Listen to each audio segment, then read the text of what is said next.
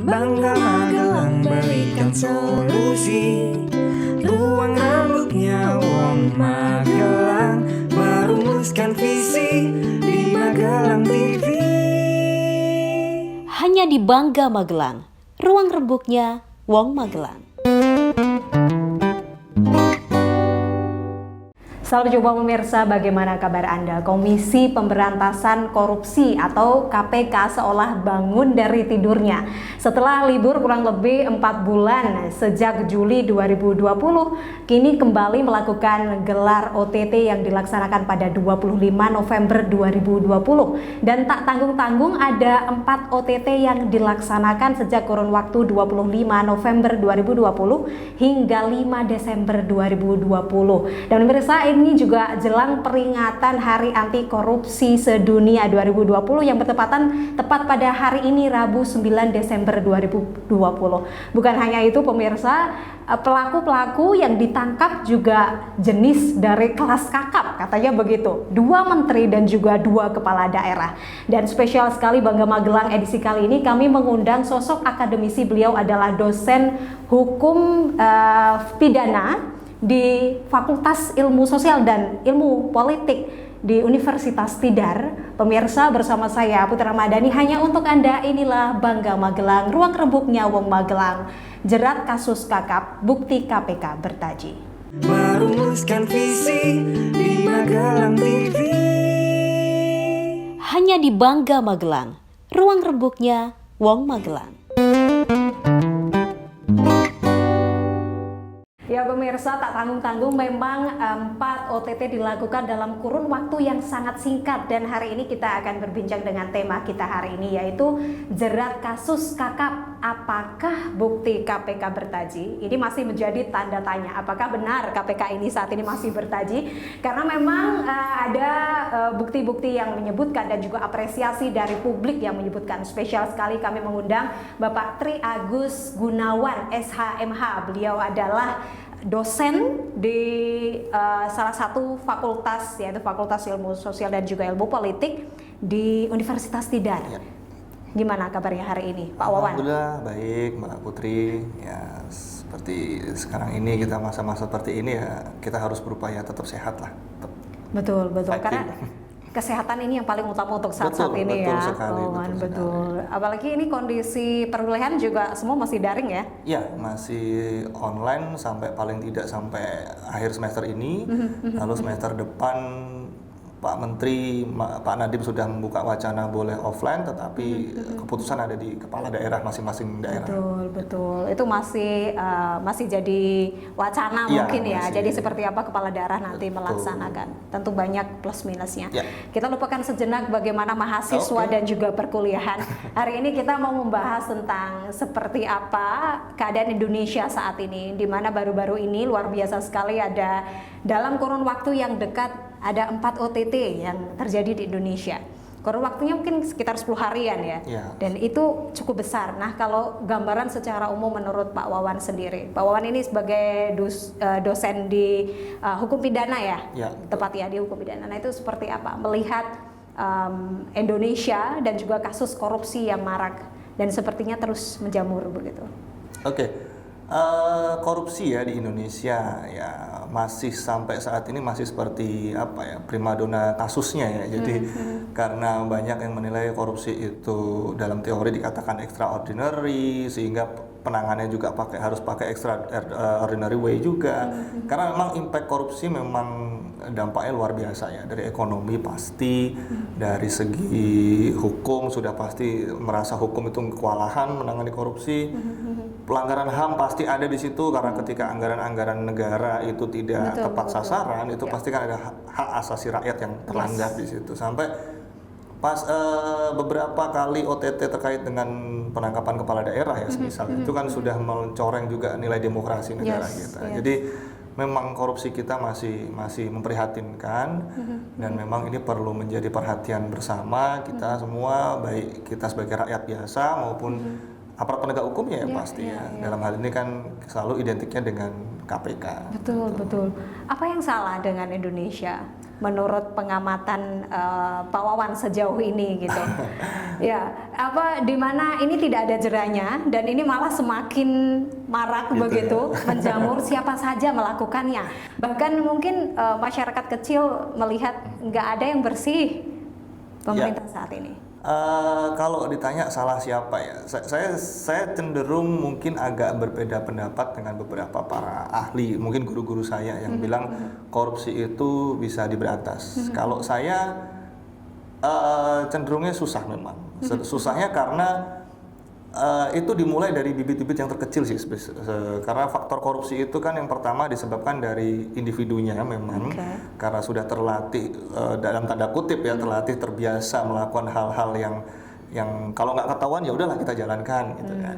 Ditambah kalau kasus korupsi itu kan karena ada suatu kekuasaan atau kesempatan sehingga orang bisa melakukan itu. Nah, kalau saya lebih sependapat, kasus korupsi kita bisa tekan, memang bisa kita tekan. Nah, memang dulu ada yang berpendapat bahwa apa gunanya KPK kalau korupsi tetap menjamur, tetap terjadi. Anekdotnya sederhana sih. Kenapa sudah ada rumah sakit tetapi sakit nggak hilang-hilang? Sudah ada obat ini ya, katakanlah COVID, obatnya spesifik memang belum ada, tetapi pencegahan sudah kita lakukan, tetapi nilai tetap bertambah. Nah, akhirnya memang suatu permasalahan hukum itu celahnya pasti akan muncul, tidak hanya korupsi, spesifik korupsi pasti ada, tetapi upaya-upaya kita menekan angka korupsi itu yang memang harus kita concern ke arah sana. Jadi saat ini fokusnya menekan angka itu ya. Karena untuk memberantas atau menghentikan itu perlu kerja luar biasa ya. Hampir tidak mungkin ya. Karena tidak ada yang tidak mungkin katanya. Iya, karena nanti kalau dibilang begitu kita pesimis ya. Kita harus optimis ya. Tetapi kalau harus mengukur waktu berapa sekian tahun, katakanlah harus hilang korupsi itu hal yang pekerjaan besar memang, pekerjaan berat. Betul. Sungguh miris rasanya di mana di tengah dunia ini berduka, khususnya Indonesia juga trennya ini makin naik positif case-nya untuk COVID-19 begitu, tetapi kasus-kasus korupsi tadi seperti yang disampaikan Pak Wawan jadi primadonanya saat ini.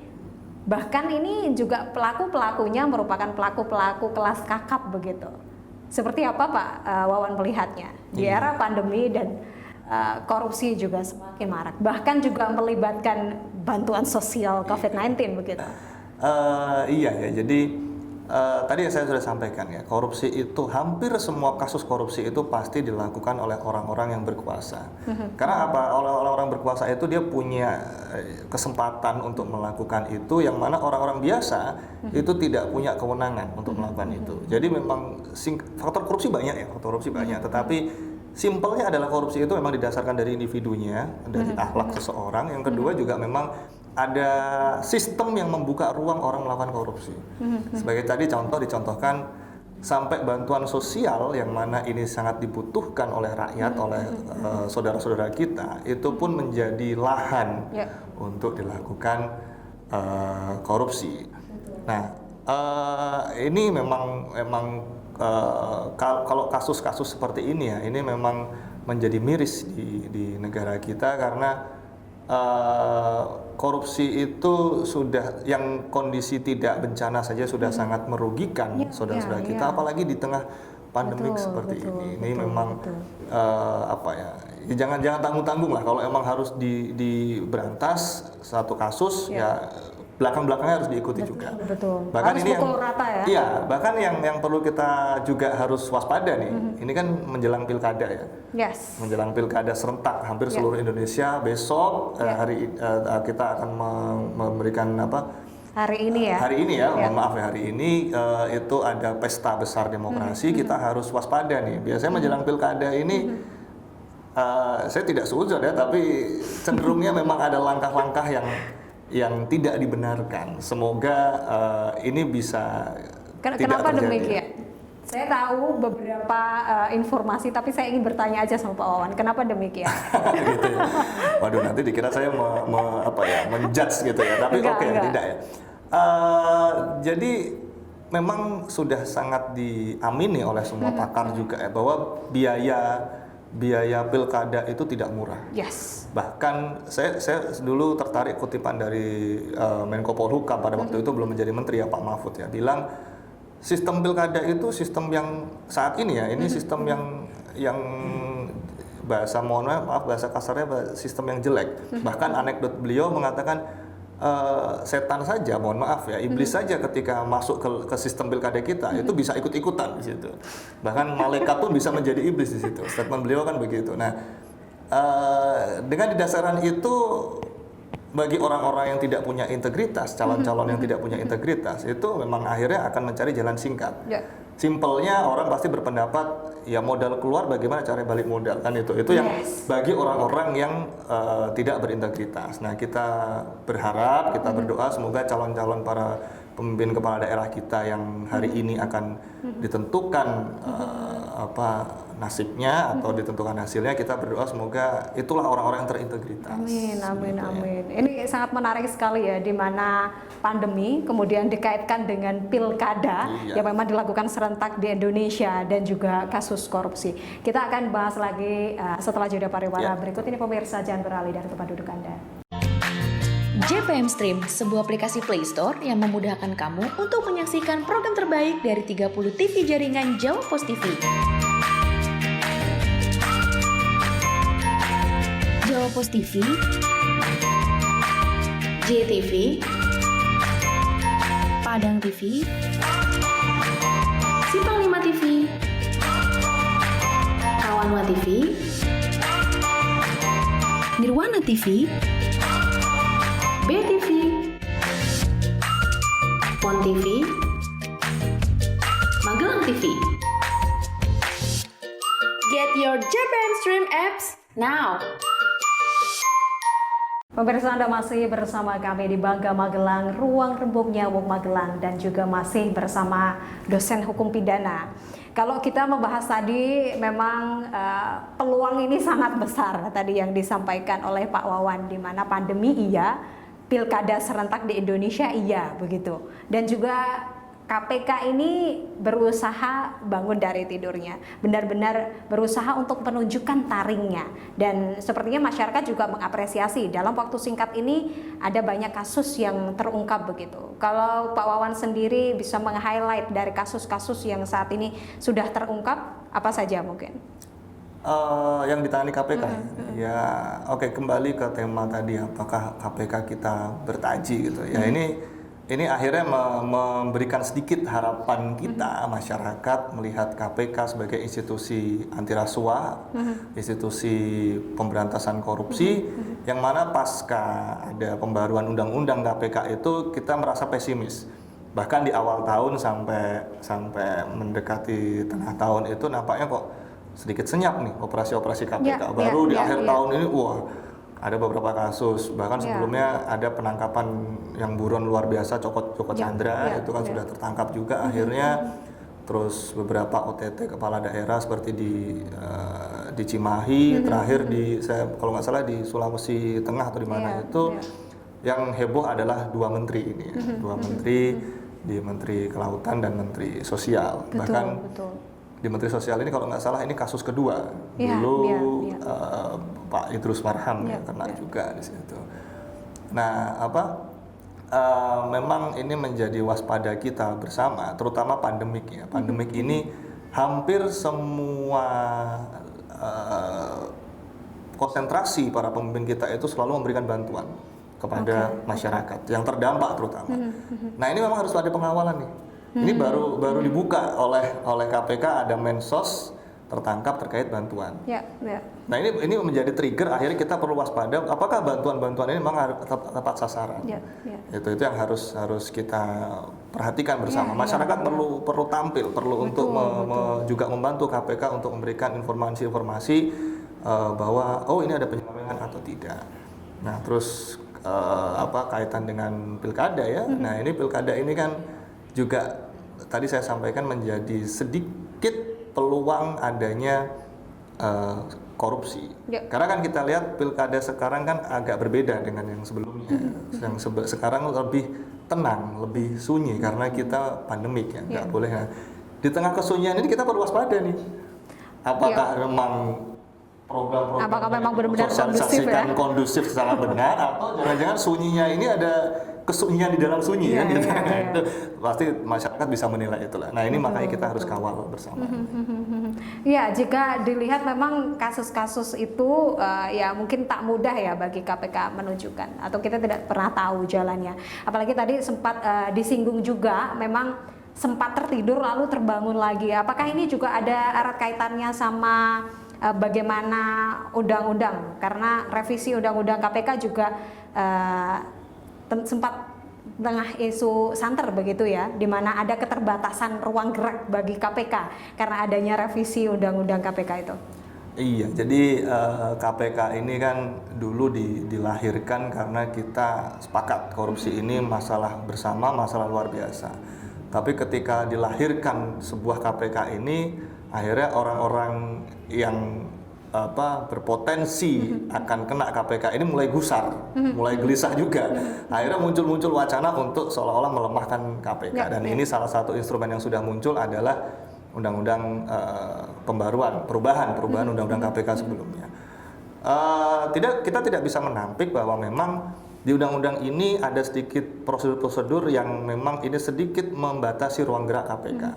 Contoh dulu KPK di tahun-tahun yang lalu ya, KPK itu sangat concern dengan triknya adalah penyadapan.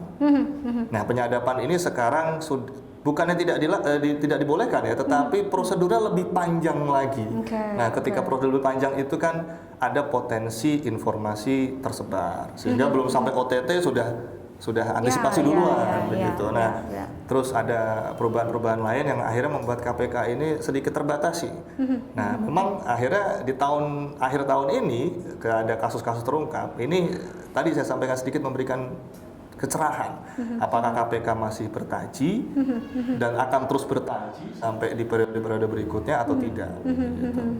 Iya, jika kita melihat memang ya tidak ada yang sempurna ya dalam hukum atau apapun itu ya, sepakat ya Pak Wawan begitu. Ketika dilihat ingin membentuk sesuatu yang ideal tentu saja, seperti nasional juga gitu. Tetapi lagi dan lagi kita sering melihat kasus itu hanya bermuara di hulu saja, seolah hanya di pemerintahan pusat saja gitu. Bagaimana dengan daerah? Iya benar, kemarin ada 2 kepala daerah begitu. Apakah memang KPK saat ini memang sudah memiliki atau seperti apa kinerja mereka untuk mencakup jangkauannya agar lebih luas, bukan hanya pemerintah pusat saja atau yang berada di kursi-kursi di Jakarta itu saja, tetapi juga lebih ke daerah dan menyeluruh begitu. KPK kan memang sekarang ini untuk institusinya, berkantornya kan masih di Jakarta ya. Tapi ketika kita berbicara korupsi itu sebetulnya yang melaksanakan fungsi penyidikan itu tidak hanya KPK sebetulnya, bahkan kejaksaan pun berwenang. Tapi ada bagian-bagian yang memang kejaksaan yang bagaimana, lalu KPK yang bagaimana. Nah, beberapa tahun yang lalu memang sempat muncul wacana bahwa perlu dibentuk KPK di tingkat daerah. Tapi itu juga pro kontra luar biasa. Ya tadi saya bilang bahwa kalau ada sesuatu yang baik itu kadang-kadang ya bagaimana dihambat atau kalau enggak paling enggak posisi saya aman lah gitu kan, yang ingin mengarah ke sana kan begitu. Nah, lalu perdebatannya adalah ketika KPK ini nanti dibentuk di daerah itu seolah-olah mengecilkan fungsi dari kepolisian di daerah, bahkan di kejaksaan daerah. Tapi menurut saya itu tidak sepenuhnya benar. Bahkan akan memberikan budaya kerja yang bagus kepada institusi penegak hukum yang sudah ada kan. Ketika KPK bagus, harusnya yang lain juga bagus. Betul. Nah, kalau saya pribadi berpendapat perlu ada KPK di tingkat daerah, karena otonomi daerah itu di sisi positifnya bagus, tapi di sisi negatifnya memunculkan peluang bahasa saya raja-raja korupsi di daerah yang mungkin tidak terlacak oleh KPK di nasional. Itu berbahaya sekali. Itu yang sangat berbahaya sekali. Tanpa diketahui bahkan bisa jadi itu lebih besar daripada orang-orang yang duduk di kursi pemerintahan saat ini. Iya Pak, ya mungkin saja karena bahasanya tidak terlacak ya, tidak tersentuh betul gitu kan. KPK memang sudah bekerja sampai tingkat daerah ya, dan itu memang tidak bisa KPK sendiri yang bekerja, perlu ada bantuan dari masyarakat, informasi masyarakat, NGO, para pemerhati korupsi itu perlu tampil di situ memberikan informasi. Tapi tetap ada wacana KPK di daerah itu sangat penting. Ya, Dulu ya. guru saya itu yang pernah menyanangkan itu ketika beliau duduk di pimpinan KPK, Pak Busro Mukodas itu pernah getol sekali KPK itu harus ada di daerah. Di daerah-daerah, dan Pak Wawan ini salah satu yang mendukung adanya Sangat KPK di setuju. daerah-daerah ya Pak. Setuju, saya juga setuju. Kalau berbicara tentang daerah, tak lengkap rasanya tidak berbicara tentang daerah kita tercinta. Oh gitu. Oke. Kota Sejuta Bunga Magelang ataupun Magelang Raya begitu, Iya. Kabupaten Magelang. Seperti apa Bapak melihat kasus-kasus korupsi atau mungkin sensitivitas korupsi di wilayah-wilayah ini? Jangan dijawab dulu, kita gitu, oke. jawab setelah jeda pariwara Iya. berikut ini. Pemirsa, tetaplah bersama kami di Bangga Magelang, ruang rebuknya Wong Magelang. JPM Stream, sebuah aplikasi Play Store yang memudahkan kamu untuk menyaksikan program terbaik dari 30 TV jaringan Jawa Pos TV. Jawa Pos TV, JTV, Padang TV, Simpang 5 TV, Kawanwa TV, Nirwana TV, BTV, Pon TV, Magelang TV. Get your JPM Stream apps now. Ya pemirsa, Anda masih bersama kami di Bangga Magelang, ruang rebuknya Wong Magelang. Saya mengingatkan bagi Anda pemirsa yang belum mendownload aplikasi JPM Stream, jadi Anda bisa menyaksikan tayangan Magelang TV di handphone kesayangan Anda. Segera download aplikasinya dan juga pilih Magelang TV untuk menyaksikan tayangan-tayangan kesayangan Anda. Dan juga jangan lupa untuk follow Instagram kami di @magelang_tv dan ikuti YouTube official kami di Magelang TV. Masih dengan Pak Wawan. Aktif juga di sosial media ya Pak Wawan? Jarang sih Mbak. Sudah masanya sudah berakhir. Bukan masa ini ya, masa Iya. sosial media lagi ya. Baik, Pak Wani, kita lanjutkan kembali pertanyaan yang Oke. tertunda belum terjawab gitu. gitu. Ketika kita berbicara tentang daerah, memang kita harus membicarakan tentang daerah kita tercinta. Ini tujuannya tak lain karena memang ingin sama-sama membantu membangun begitu ya. Silahkan Pak Oke, Wawan. baik. Ya, karena tadi saya sudah sedikit singgung ya bahwa pemberantasan korupsi di daerah itu tidak bisa kita bergantung kepada KPK saja ya. Jadi peran masyarakat juga perlu andil di situ. Kita harus menjadi whistleblower, harus menjadi pembuka bahwa oh ini loh ada indikasi ke sini. Nah, khusus untuk di Kota Magelang, saya pribadi memang belum pernah mendengar selama saya di Magelang ya, saya belum lama di Magelang sih. Dan saya belum pernah mendengar ada kasus spesifik tentang korupsi. Tetapi khusus di Kota Magelang ya, saya berpendapat harusnya Kota Magelang ini bisa menjadi kota atau role model kota anti korupsi. Pertimbangan saya apa? Satu, luas wilayah. Luas wilayah Kota Magelang tidak sebesar dengan kota-kota yang lain yang ada di Indonesia. Bahkan dengan kabupaten saja, kabupaten sangat luar biasa besarnya. Jadi harusnya pengamatannya jauh lebih tidak membutuhkan tenaga yang besar ketika mengamati wilayah yang lebih besar. Dari segi anggaran Kota Magelang saya pikir tidak terlalu besar dengan kota-kota yang ada di Indonesia, apalagi kalau Jakarta ya sangat jauh pasti. Sehingga manage-nya pun harusnya juga lebih terukur, lebih terarah, dan kita juga di Kota Magelang juga dikelilingi beberapa perguruan tinggi, lalu juga ada institusi akademi militer dan segala macam. Artinya itu peluang-peluang besar untuk menjadikan Kota Magelang ini sebagai tadi saya katakan role modelnya kota anti korupsi. Ya, ya. Nah ini harus kalau ini sepakat ya, kita sepakat Magelang menjadi role model kota anti korupsi. Pimpinan kepala daerah kita baik yang sekarang atau yang nanti akan berganti harus punya concern juga ke arah sana, memberikan contoh dan memberikan program-program yang memang menjadikan bukan hanya Magelang ini kota yang asri sejuta bunga, tapi sejuta orang anti korupsi. Mungkin begitu ya, mungkin tagline-nya. Bagus itu ya. Nanti siapa tahu nanti jadi program ya. Siap. Sejuta orang anti korupsi. Saya Iya, sepakat sekali. Semoga tahun depan kita bisa merealisasikan Amin. itu. Insya Allah. Memang tak mudah ya itu melaksanakan dalam lingkup sekecil itu begitu. Tetapi seperti apa pengaruh KPK sampai ke daerah-daerah menurut Pak Wawan sejauh ini pengamatannya? Adakah kajian-kajian khusus memang yang dalam lingkup yang lebih kecil begitu?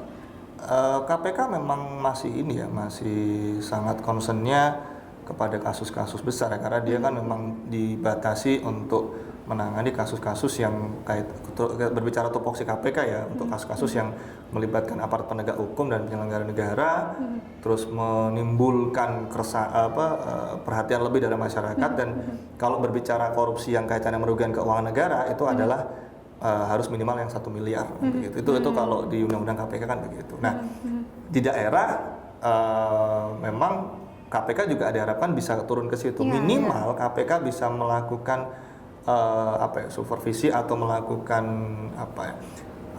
komunikasi dengan aparat-aparat penegak hukum yang ada di daerah. Seperti tadi kepolisian, kejaksaan, mereka boleh melakukan penyidikan anti kasus korupsi boleh. Tapi kalau tinggal sekarang maunya itu KPK mau dibuat apa sih? Munculnya undang-undang perubahan KPK yang baru ini kan seolah menginginkan KPK itu hanya melakukan fungsi pencegahan. Yes. Kalau menurut saya bahasa ininya eman gitu, bahasanya sayang institusi sekuat dan sebesar KPK kalau hanya melakukan pencegahan itu sangat eman gitu loh. Bahkan perguruan tinggi saja saya melakukan fungsi saya sebagai akademisi itu sudah melakukan fungsi pencegahan. Seperti ini saya dialog dengan Mbak Putri, saya ketemu mahasiswa, itu kan sudah memberikan fungsi pencegahan. Nah, kalau KPK memang niatnya para pembentuk negara kita ini untuk sebagai fungsi memang memberantas korupsi, ya dikuatkan dalam harus segala lebih pihak sampai tadi turun ke daerah-daerah kalau perlu. Betul. Dan turun ke daerah-daerah begitu. Kalau dilihat memang ada kesinambungan tadi Pak Wawan menyampaikan bagaimana aparat keamanan, kemudian bagaimana elit, semua harus berkesinambungan. Komunitas, akademisi, semua juga harus mendukung dan perlu memperhatikan ini. Bagaimana menurut Pak Wawan dengan kondisi itu di Magelang, baik kota ataupun kabupaten? Seperti aparat hukumnya, elitnya, akademisinya, apakah sudah ada kajian-kajian khusus yang memang mencakup tentang kegiatan atau tindak anti korupsi ini? Oke, ya kalau spesifik di Magelang ya tadi ya saya belum lama di sini dan saya belum mengamati betul kaitan di korupsi atau potensi-potensi korupsi atau program-program anti korupsi di Magelang itu apakah sudah berjalan atau tidak, saya belum ada kajian ke sana memang. Nah, ini memang menjadi akhirnya menjadi hal yang bagus ya kalau akhirnya kita concern Magelang menjadi kota yang menjadi contoh untuk kota-kota yang lain, ya perlu kita adakan harus ada kajian-kajian sebelumnya, kajian menyeluruh, bahkan transparansi lah. Ketika ada suatu pembangunan atau suatu perbaikan infrastruktur, ini tolong masyarakat diajak dialog gitu loh. Kita bisa melihat ya kalau masyarakat Kota Magelang kan sekitar Magelang ini kan sedang banyak sekali ada infrastruktur yang dibenahi. Ini harus dikawal ini seperti ini. Ada transparansi kalau memang anggarannya sekian, apakah hasilnya seperti anggaran yang dialokasikan. Simpelnya kan begitu. Nah, ini menjadi bagus kalau itu bisa dilaksanakan ya. Betul. Jadi ini jadi ide kajian baru ya, Pak? Ya, semoga kita bisa diajak sinergi untuk melakukan kajian-kajian itu. Betul. Ini semua tentu terlibat ya, bukan hanya akademisi saja.